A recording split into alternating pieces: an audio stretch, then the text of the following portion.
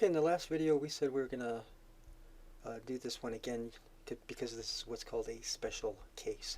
You might say there's a formula for this, okay?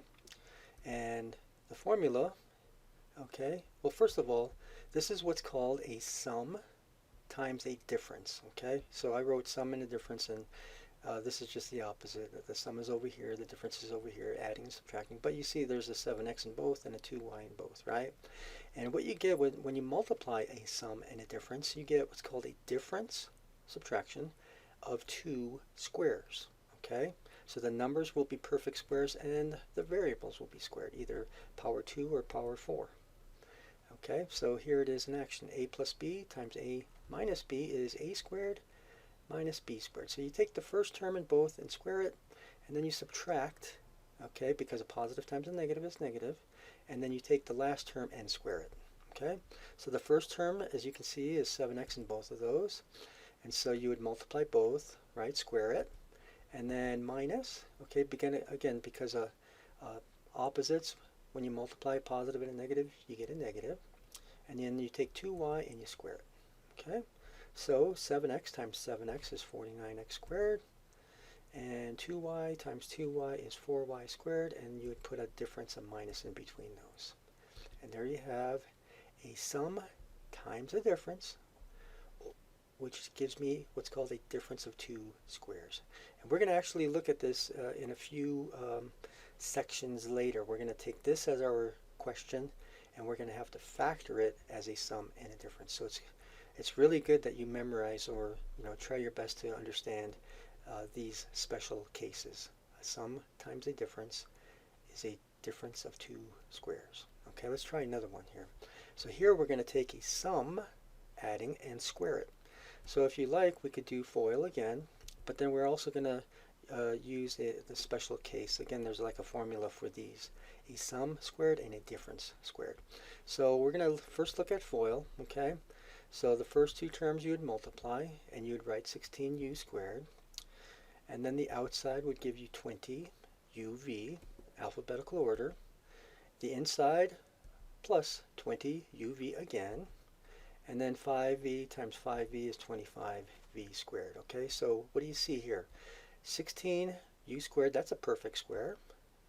Here's a perfect square. And here you get two that are exactly the same. Okay? All right, well, we'll combine these two that are exactly the same. We got 16u squared. This is 40uv and 25v squared. And there's your answer. Now we're going to do this again, but using the formula. Okay, so again, the answer here, 16u squared, comes from the first term squared. The last one, 25v squared, comes from the last term squared. And this 40uv, well, if you multiply, these two right here, 4 and 5, you get 20uv. But you notice that there were two of them. So if you double 20uv, you get 40uv. And that basically is the formula, the special case. Okay, so again, this is called a sum squared because of the plus. Okay, and you get what's called a perfect square trinomial. Okay, and here is my perfect square trinomial. It's a squared plus 2ab plus b squared.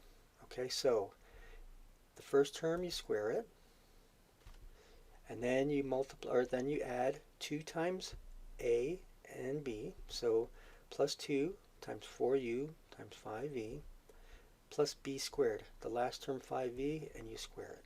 Okay, so I'm just using this special case, this formula, if you will. Now let's go ahead and apply that. So 4u squared is 16u squared. Multiply all these numbers and then the letters, you get 40uv, and then 5v squared is 25v squared, and there's your answer. And again, this is called a sum squared, and the answer, this right here, is called a perfect square trinomial, 3 terms. Okay, and it's a perfect square because you can write it as a perfect square. Let's try another one. This is called a difference squared, but it's almost the same as the previous one.